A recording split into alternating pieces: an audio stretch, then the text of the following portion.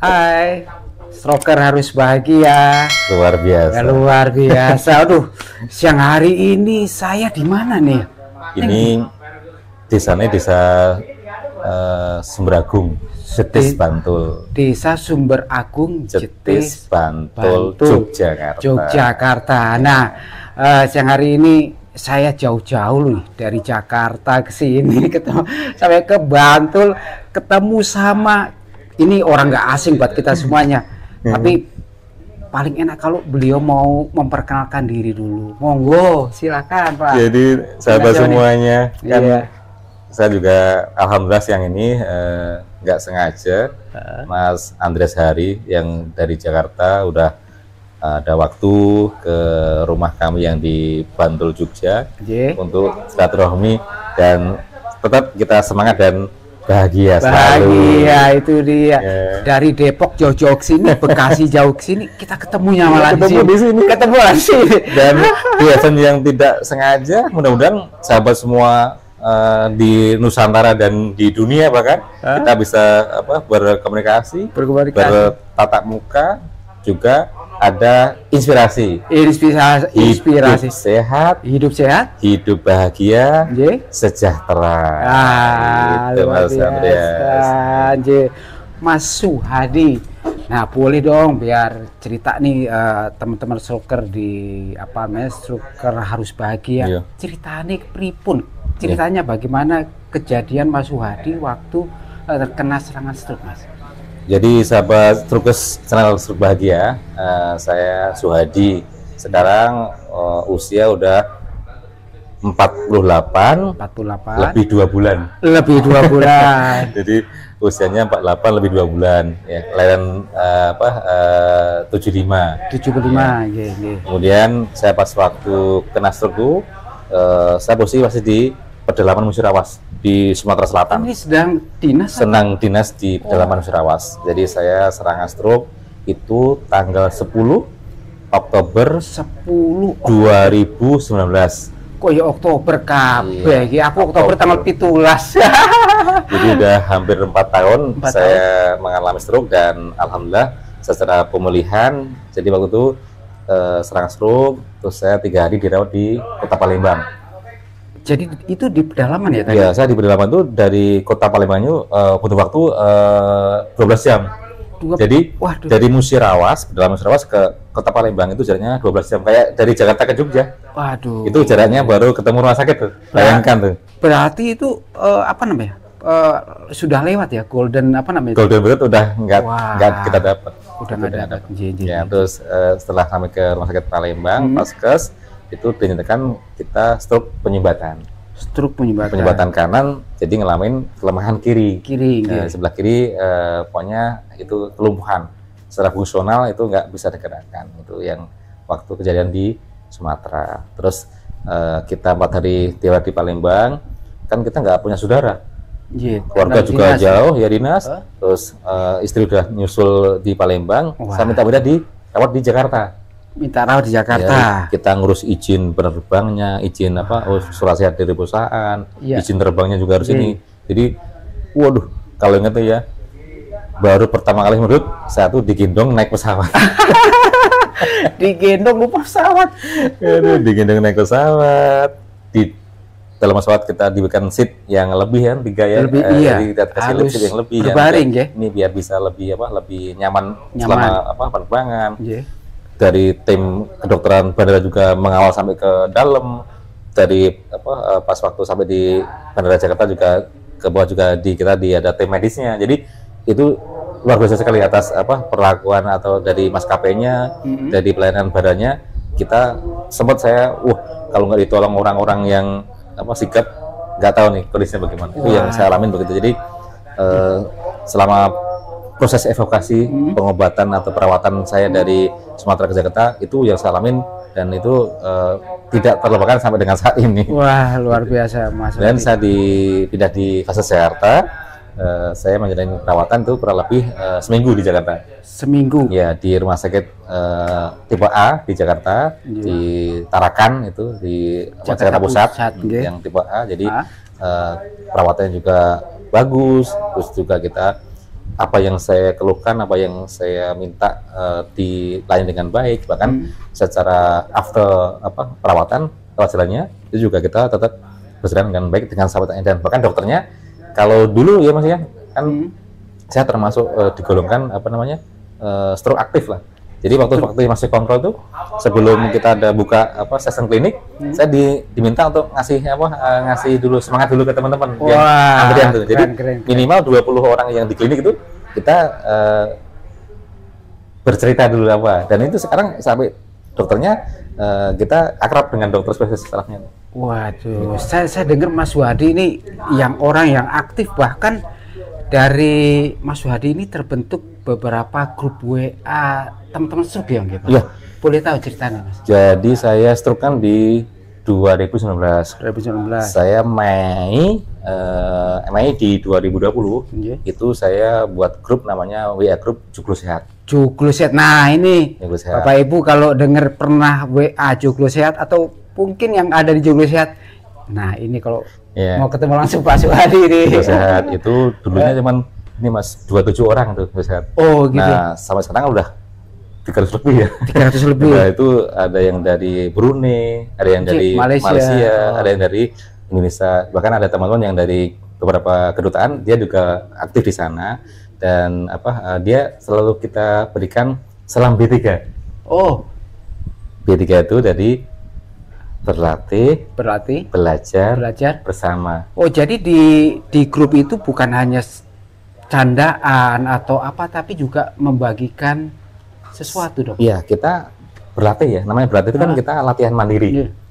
Paskas itu kan harus berlatih mandiri ya. Pemulihan itu harus yang paling menentukan boleh mandiri. Karena setelah perawatan dari rumah sakit, kalau kita nggak boleh mandiri, itu akan mengalami kelambatan proses pemulihannya.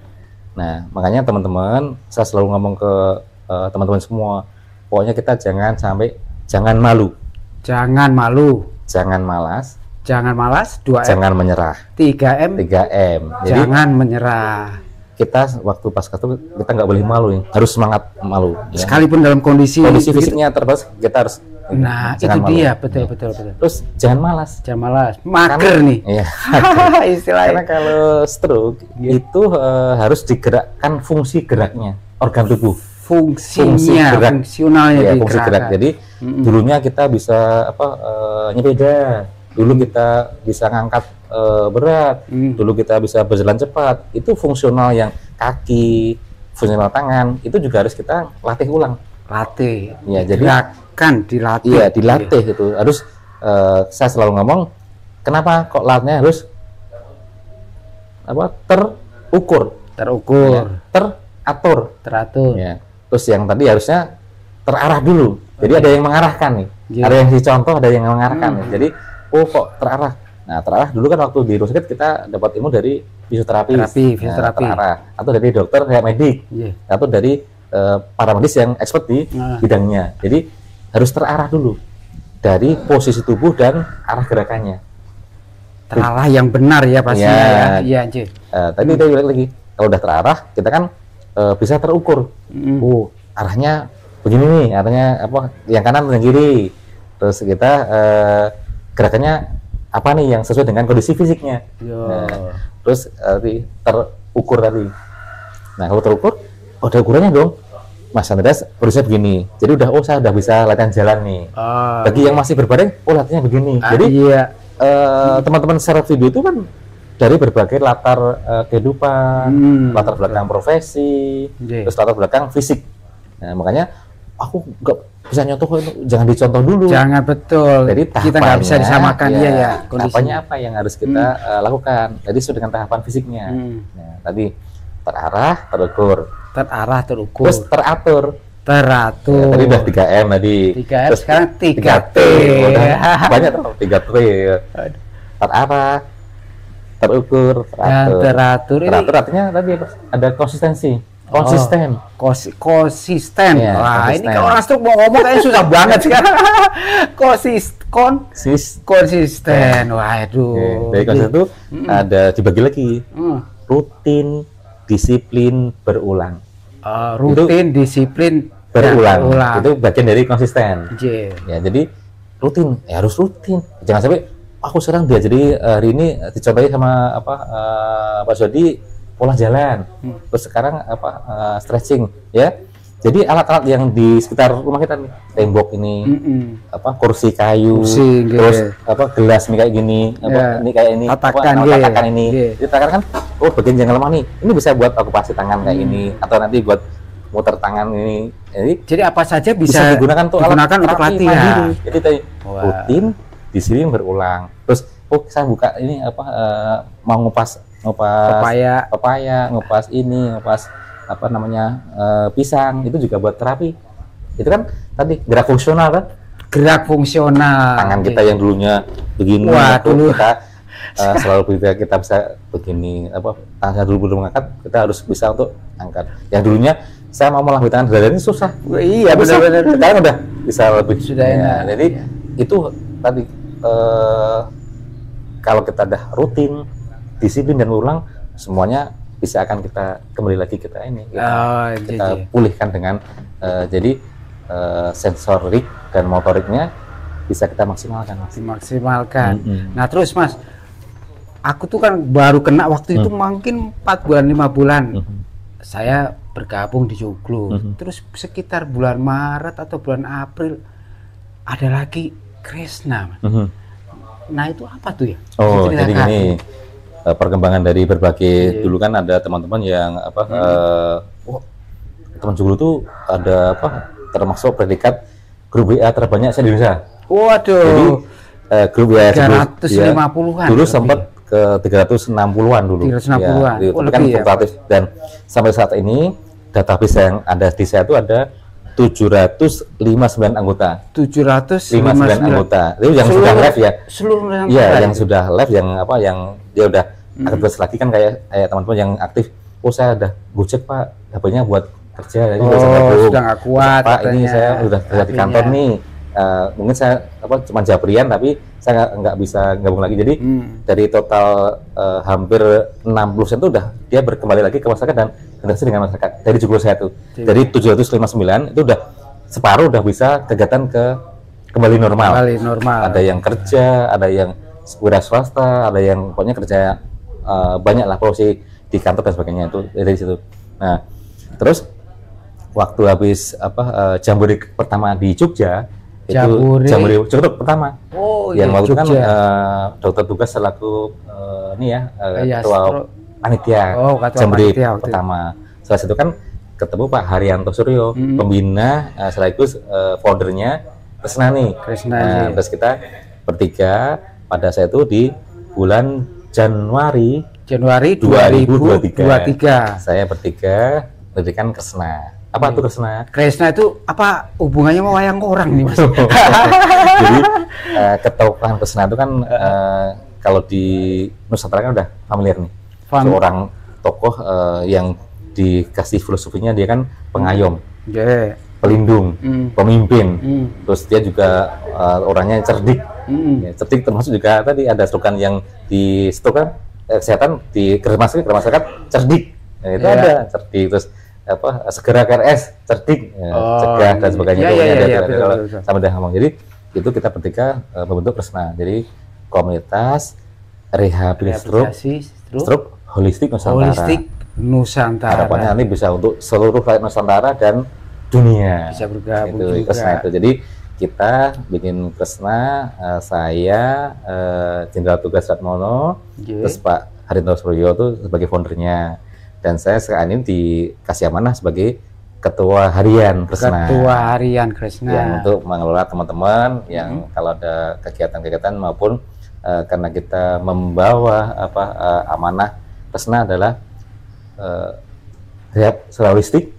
Apa Mas holistik itu? Holistik menyeluruh artinya. Oh iya, menyeluruh. Jadi secara sehat, ekonomi semuanya. Menyeluruh itu dengan tahapan medis dan non medis. Holistik ya. Menyeluruh. Kita tata caranya, kita juga upaya medisnya. Apa sih medisnya? Terus upaya yang non medisnya apa? Oh saya ini akupuntur, saya spot massage dan sebagainya. Jadi itulah menyeluruh. Jadi medis dan non medis. Secara pemulihan fisiknya, pemulihan mentalnya tadi, mental kita harus kita tumbuhkan mental, terus pemulihan ekonominya, ya kita bangkitkan ekonomi apa. Yang keempat, pemulihan spiritual. Kayak gitu. Jadi orang stroke kalau fisiknya jelas nih, dia akan mengalami kelemahan fisik, ya, karena kan tadi ada fisik, ya, mentalnya apalagi harus kita benahin dulu. Betul. Karena kan ada yang kalau bahasa kita tuh aku terima badannya lah, udah gimana, pasrah wes. Yo. Terus ada juga yang dia punya semangat, aku mau pulih secara ideal. Makanya selalu ngomong, kenapa kau pulih ideal? Idealnya saya, Mas Andrea sama teman Strukes lain-lain. Saya idealnya mau kerja lagi bisa untuk ngangkut barang atau ada yang saya cukup, yang penting bisa untuk aktivitas sehari-hari. Ada yang saya harus dinas kantor lagi yang tuntutan atau dengan tuntutan kegiatan yang harus high rise.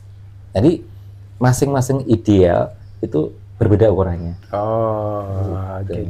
Nah itu juga ekonomi juga deh, Mas. Nah kan ngelihat nih stroker harus bahagia, kita tahu semua teman-teman stroker itu pasca stroke mengalami ekonomi yang down dan ya begitu, udah nggak bisa bekerja, nggak bisa menghasilkan produktivitas juga sudah tidak ada.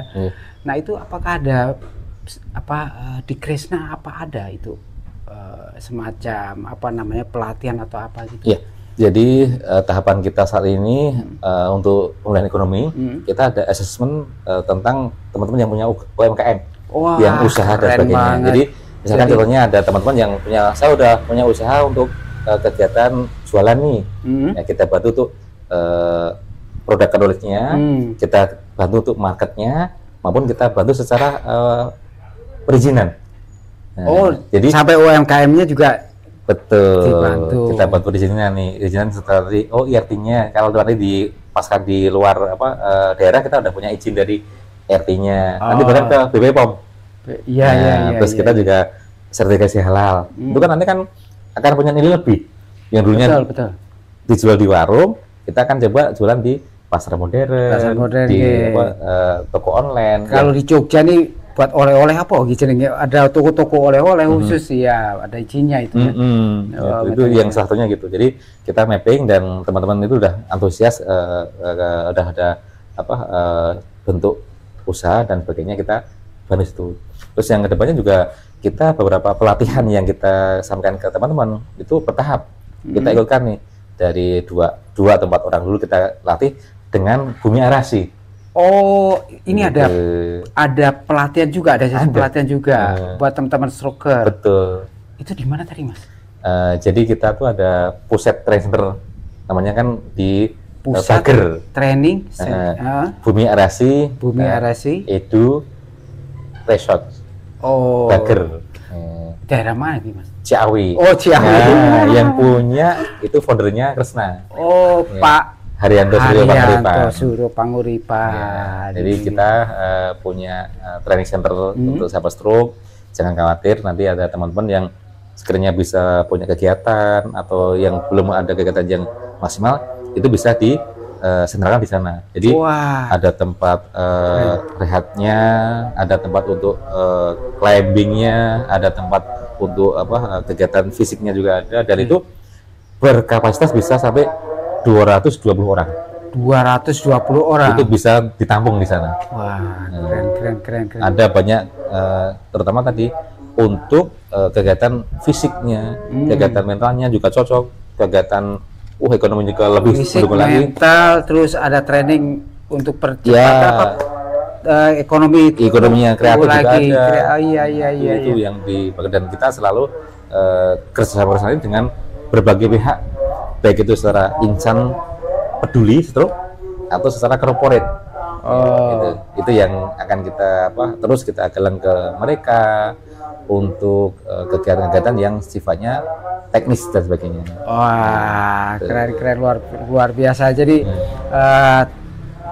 teman-teman dari subscriber dari Stroker Harus Bahagia, kita sebagai stroker ini juga harus pulih secara ekonomi dan produktif lagi ya gitu ya. Selain kita berlatih tadi ya fisik ya, Mas. Betul. Secara terukur dan apa sih? Teratur. Teratur, nah, itu penting banget itu nih. Dari Pak Suhadi ini kalau tahu, kalau teman-teman Kresna di Joglo juga, Pak Suhadi ini rajin loh ngasih cara kiat-kiat berlatih, bagaimana fungsi tangan, kaki, jalan. Wah, luar biasa nih Pak Suhadi ini mempunyai. Jadi tipsnya juga gitu Mas, selama 4 tahun ini ya sudah ada sekitar 3.765 video latihan yang durasinya tuh antara ada yang 30 detik, ada yang 2 menit itu. Jadi memang sengaja saya buat video latihan karena di database disimpan semuanya. Ya, saya simpan dari mulai waktu saya masuk rumah sakit sampai sekarang masih ada. Jadi kita saya nggak pernah melupakan apa yang sudah saya lakukan karena tadi sebagai raport kita. Untuk evaluasi, saya ini masih begini ya masih. Jadi kita harus begitu kalau kita sebagai HP itu sebagai saksi pemulihan. Gitu. Iya. Itu tadi berapa video? Kita masih punya 3.765 video latihan. Saya pikir 30 tapi 3.000 coba. Itu udah satu hadis penuh itu. Jadi saling berbagi ya, kita berbagi sekali kondisi seperti jadi ini. Alhamdulillah tuh karena kita punya caregiver yang tangguh ya, jadi tangguh dan selalu mensupport ke pemulihan kita. Jadi itulah dokumentasi yang bisa kita gunakan dan itu aktual. Makanya kalau nih Pak Suhadi ngasih contoh tahapannya ini. Jadi sering saya nggak langsung ulas di grup karena kan tak sesuai yang tanya siapa nih. Yang tanya dia udah bisa lari, saya kasih contoh lari. Yang tanya dia masih lemah di kaki, saya contoh yang kaki. Jadi sesuai dengan kondisi tahapan yang mereka lakukan. Iya, gitu. Jadi jangan sampai orang baru mau belajar jalan dikasih yang lari. Yang lari Iya, makanya terkadang kan teman-teman yang tidak rajin ngelihat atau nggak ngikutin dari awal, dia kadang ini bukan stroke nih, padahal itu ya sudah dasar yang tadi pas tanya, yang pas waktu kondisinya udah bisa jalan cepat. Yang pas baca dia baru gabung, ini udah orang sehat ya, tidak ngerti historis yang 4 tahun yang lalu. Iya, betul. Gitu. Luar biasa nih Mas Suhadi.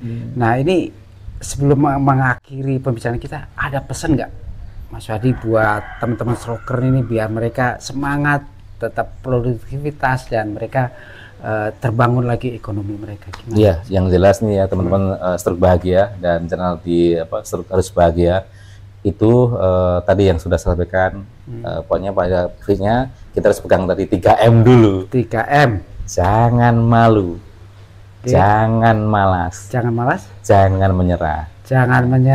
Lanjut ke 3T. 3T. Kita latihannya harus terarah. Ada yang mengarahkan nih. Terus terukur. Ya, ada entah hitungan atau sesuai dengan kemampuan fisiknya. Ya. Kemudian teratur. Jadi tadi terarah, terukur, teratur dengan rutin, disiplin, berulang. Kalau mau bisa menjadi stroke yang bahagia. Panjang umur, sehat, produktif, sejahtera. Itu statementnya dari Kresna. Luar biasa, Mas Suhadi. Matur suwun loh, siang hari ini kita ngobrol. Mungkin ini menginspirasi teman-teman, juga memberikan semangat bagi teman-teman stroker agar mereka harus bangkit, harus bangun lagi dari tempat tidur, mau berjalan dan mereka mau termasuk lagi salam sukses selalu dan bahagia untuk channel sahabat Stroke Bahagia. Stroker Harus Bahagia. Terima kasih Ayah.